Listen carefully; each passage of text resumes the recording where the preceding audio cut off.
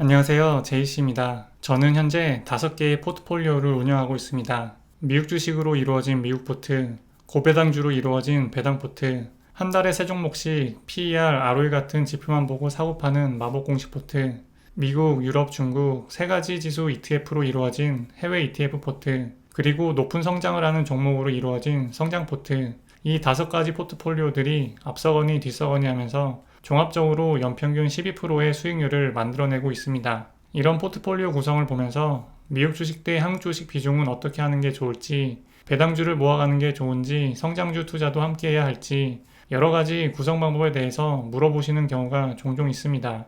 저는 어쩌다가 이런 구성의 포트폴리오를 만들게 되었을까요? 제가 주식을 제대로 공부하고 시작한 건 2015년이었습니다.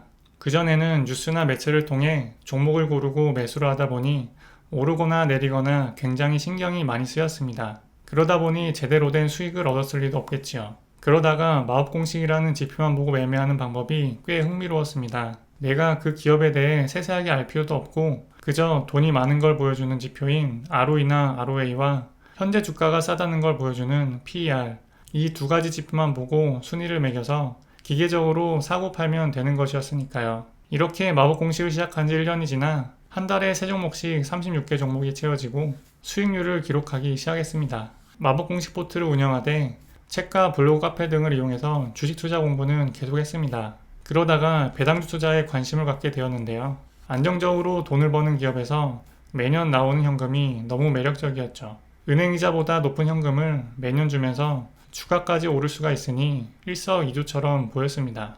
그래서 배당주를 점점 늘려가기 시작했습니다. 배당주에 몇 달 투자해보니 굳이 은행에 예금을 맡겨둘 필요가 없겠더라고요. 그래서 은행 예금을 탈탈 털어서 배당주 사는데 썼습니다. 어느덧 배당포트 비중이 마법포트를 넘어서게 되었죠. 그러다가 카페나 블로그를 통해서 2017년 말까지 해외 투자 계좌를 만들면 원래 20% 정도 내야 하는 양도소득세가 10년간 감면된다는 정보를 얻었습니다. 마법포트나 배당포트 모두 한국 주식만을 담고 있었기 때문에 분산 투자 차원에서 해외 ETF 투자를 해야겠다고 생각했습니다. 해외 투자 세금 감면 계좌가 3천만 원 한도여서 미국, 유럽, 중국 3가지 나라의 ETF를 각각 1,000만 원씩 매수했습니다.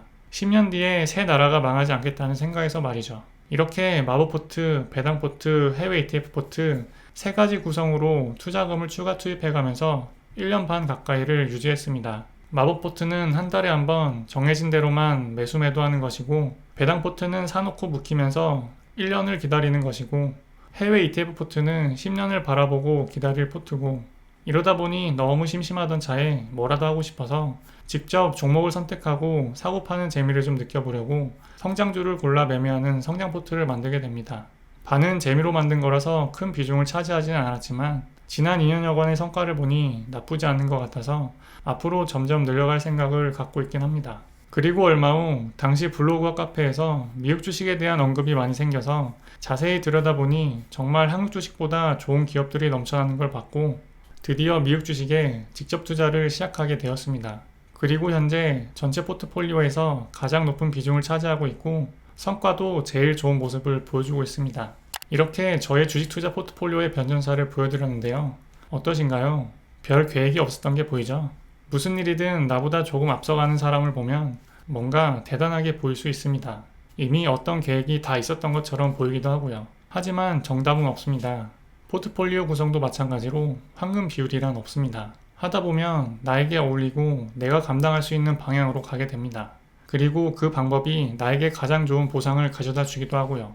따라서 다른 누군가의 포트폴리오를 보고 따라한다든지 내가 부족하다는 생각에 주저한다든지 그럴 필요 없습니다.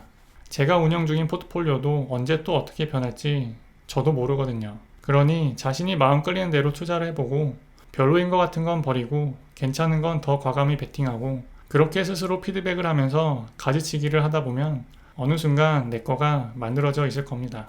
실천, 문제인식, 개선, 다시 실천 이 순환을 얼마나 여러 번 꾸준히 반복하느냐가 더 좋은 포트폴리오, 더 좋은 보상을 얻는 비결일 것입니다.